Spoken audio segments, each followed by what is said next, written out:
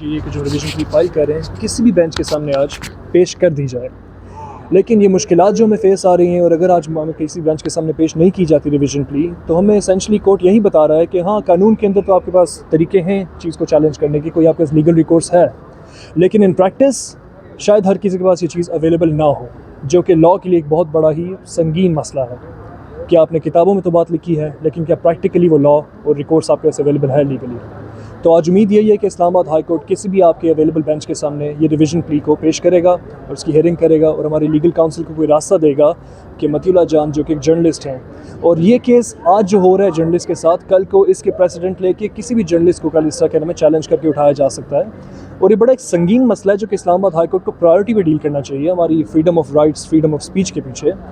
तो I am a bit confuse कि इतनी हेजिटेशन क्यों है कि किसी बेंच के सामने पेश किया जाए, लेकिन जो टेक्निकलिटीज़ का बाब जो है, क्लेम्स करके कि टेक्निकलिटीज़ हैं, क्लेम्स करके अवेलेबिलिटी नहीं है, क्लेम्स करके कि आज फ्राइडे है,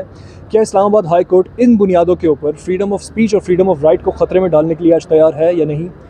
ये आज हमें देख के बताना पड़ेगा। क्योंकि आज उम्मीद है कि लगा दें, लेकिन अभी तक बहुत से चैलेंजेस पेश आ रहे हैं कि शायद बेंच अवेलेबल आज ना हो सके। आप जिक्र कर रहे हैं कि वकला को, यानी हमारी लीगल टीम को मुश्किलात का सामना है, तो वकला आपके साथ ताउन मुकम्मल कर रहे हैं? जी, वकला हमारे साथ ताउन मुकम्मल कर रहे हैं, लेकिन अब वकला के साथ जो ताउन करना है वो हमारे इंसाफ के निज़ाम ने करना है, इस्लामाबाद हाई कोर्ट ने करना है, और उसके अंदर अभी थोड़ा वकला को हमारे मुश्किलात का सामना करना पड़ रहा है। और इस केस के अंदर मुश्किलात का सामना करना एक किस्म का टेस्ट स्टेटमेंट भी जा सकता है कि जो हमारे इस्लामाबाद हाई कोर्ट है, इस तरह की position of freedom of rights की कौन सी साइड लेगा, कौन सी पोजीशन इख्तियार करेगा इस मसले के ऊपर कि कितने फ्रीडम ऑफ राइट और कितने फ्रीडम ऑफ जर्नलिज्म पाकिस्तान में वाकई में फ्री है। रात को राना सनाउल्लाह साहब ने कहा है कि ये मतीउल्लाह जान पे जो एफआईआर की गई है ये झूठ पर मबनी है, और उन्होंने कहा कि मेरा आईजी साहब से भी रब्ता हो चुका है। क्या राना सनाउल्लाह साहब से आपका भी कोई रब्ता हुआ है?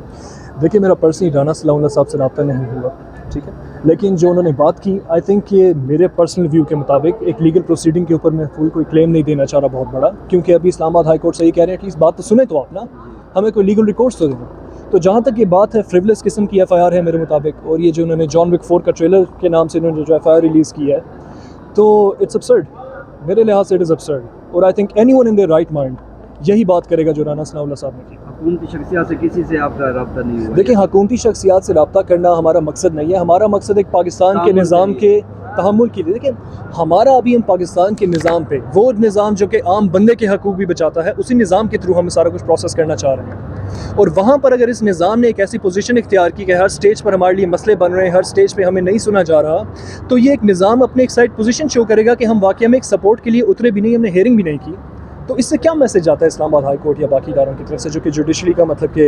एक मेयार कायम करना चाह रहे हैं। तो थैंक यू वेरी मच, ये स्टेटमेंट है मेरी।